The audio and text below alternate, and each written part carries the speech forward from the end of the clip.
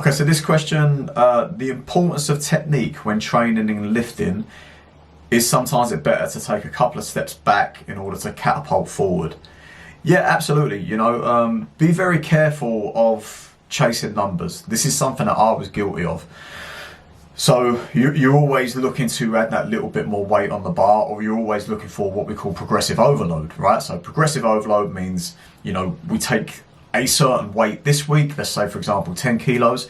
Next time I'll try and put a little bit more on the bar, next time a little bit more. Now, obviously there's going to be a ceiling to this, right?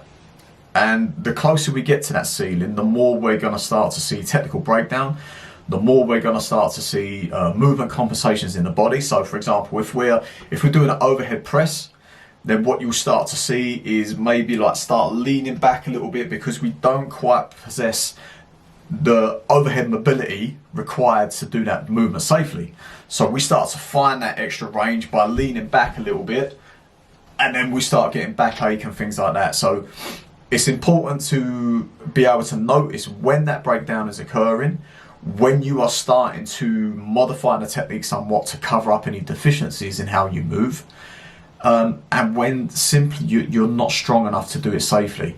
So a good coach will obviously spot that with their eye and be able to give you the heads up on that. But it's important to be able to feel these things yourself. So the main tip I can give is don't skip your warm-up and don't rush your warm-up. Warm-up is a terrible term. It shouldn't, I'll try not to use the term warm-up. Think of it more as preparation. Now, part of preparation means we are scanning the body. We're actively looking at how we're moving. How are we feeling? Am I stiff anywhere today? Does anything feel like it's pulled or out of position?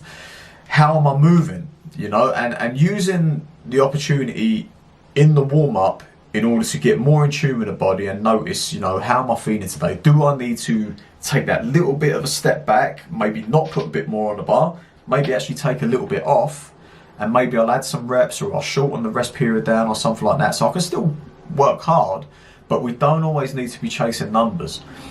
The more you chase numbers, the more the risk v reward balance starts to shift. And like I say, the closer you get towards what we would consider sort of like maximum effort lifts or going to failure or pushing through fatigue, well, this is where we now start to flirt with areas where we may elicit an injury or something like that, or overuse. So we start getting achy joints, inflamed tendons, that kind of thing. So this is all stuff that we want to avoid. Ultimately, you want to stay in the game. Everything's down to consistency. And if we get injured, we've then got to take that time out of training to then recover. So that leads to sessions lost, week lost, months lost sometimes. And that can be a very frustrating process, and then trying to rebuild the strength in stuff that you had already put to bed months and months ago, but now we're forced to take that step back.